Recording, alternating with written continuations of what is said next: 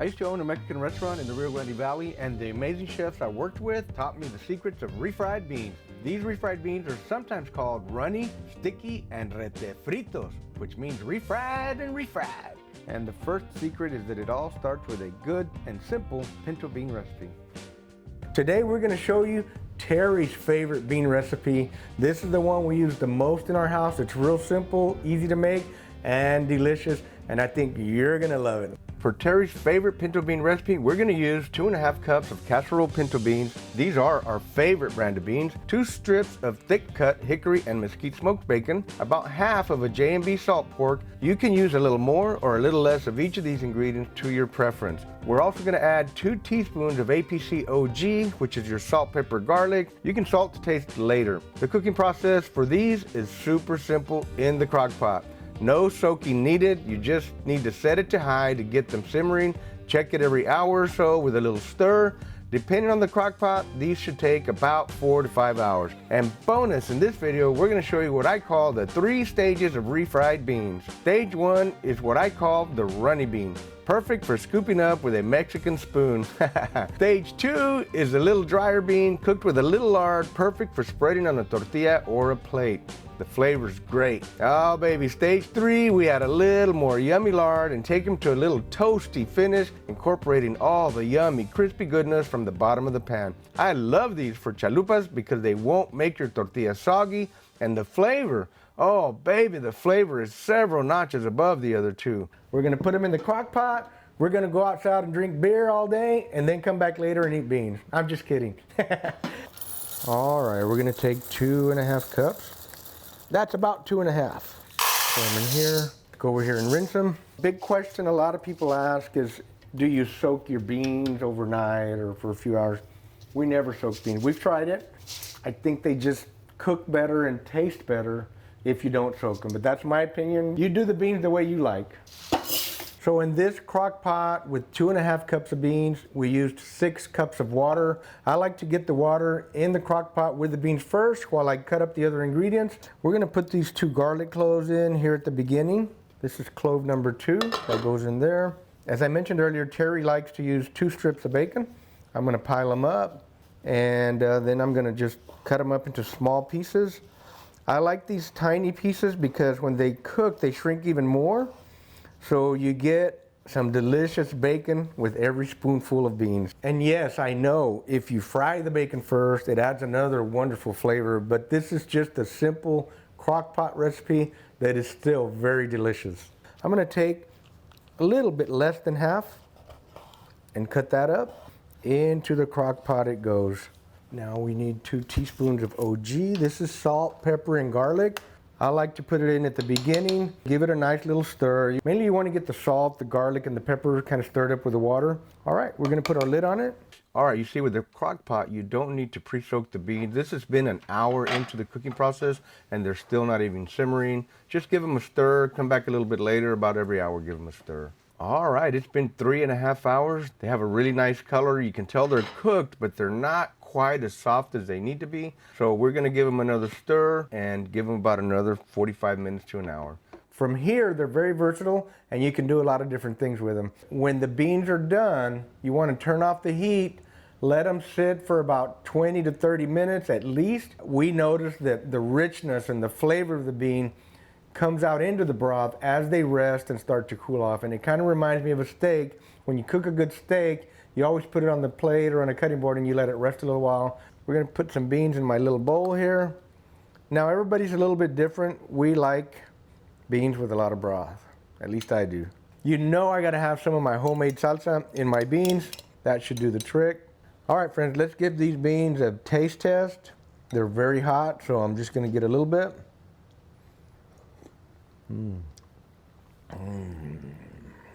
Very, very good. They need a little bit more salt. We only put 2 teaspoons of the APC OG, the salt, pepper, garlic. You always want a salt to taste at the end. Yeah, buddy.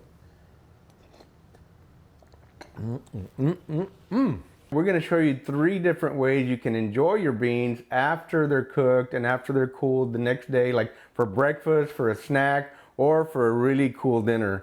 So y'all stay with us, follow along. We're gonna show you the 3 different stages, is what I call it, of refried beans. Just got the beans into our little pan here.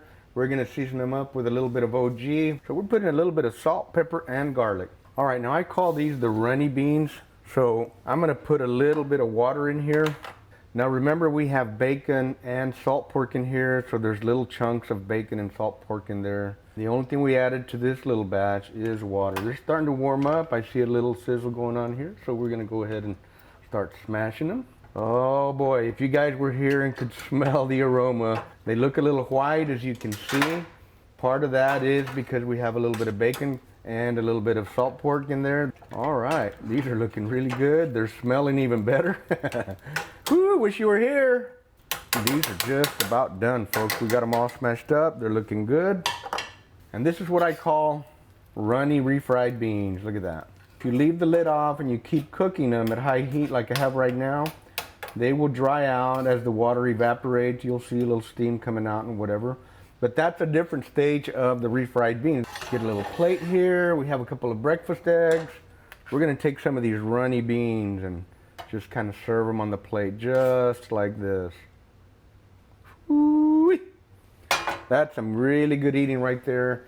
This is a Mexican spoon right here. The flour tortilla with some runny beans in it. Yeah, buddy. All right, friends, we're moving on to stage 2 of refried beans. Whenever you go to a Mexican restaurant and you wonder why their beans are so delicious and what is it that they do to those beans, the secret's right here, my friends. It's lard. We're gonna put about a tablespoon of lard in here. Remember, we already have bacon grease in there and we have some of the grease from the salt pork. So we're gonna let that dissolve and cook it into the beans. If you don't have lard or you don't want to use the lard, you can use butter. That really kicks up the flavor of your beans. We're going to add a little bit more OG like we did the first time. All right, we've got some heat going on here. Let's start smashing away. We're going to smash. So our lard has melted. When the beans are kind of light colored, a little whiter looking, it is usually because of the lard. We're going to let them cook and dry out a little bit. You want to have them really nicely smashed. All right, now while that's going on, you want to get a little spatula like this, and you want to get the beans from the side. You want it to all get in there and incorporate together. See where they're starting to toast a little on the bottom? Look at that. That's what you want to see right about now. That's what we're looking for in stage 2. All right, friends, you see how they're starting to dry up? They're steaming off all that water. This is the perfect texture for a bean and cheese taco like I'm fixing to make right here. We're gonna put some cheese on here. And yes, of course, some of Arnie's fresh homemade salsa. Gotta have that, friends. This is stage 3. Look what happens to the beans now. You got all this yummy goodness down here. You want to scrape all that off. You want to let them continue to get hot and cook. You want to get all of this delicious yummy stuff off the bottom here. Let's put a little bit more lard in here. All right, we're gonna incorporate that lard in here. Let them continue to cook with a little bit more lard. Again, like I said, folks, you can use butter. The butter at this stage tends to burn, so it's really better if you use some bacon grease or some lard. You see all that brown, crunchy, delicious, yummy stuff from the bottom? This is some really good flavor on beans. All right, so there you go, friends. We're in stage 3 beans. When they get nice and dry, they just slide around just like that. We're stage 3 refried beans. You can cook them a little bit longer if you want. You can get some more of this yummy good stuff off the bottom here, but you don't really have to at this point. We're done. All right, my friends, our chalupa is made with those super delicious stage 3 beans. I like to shake a little while. It just adds another wow flavor, just really good. Of course, I gotta have a little bit of salsa on everything that I eat, Mexican food wise, so we're gonna put a little bit of that in the middle there. Now, we're gonna go ahead and take us a nice big bite of this delicious looking chalupa. There we go. Man, my friends, those stage 3 beans, they're delicious on a way other level, many notches above a plain refried bean.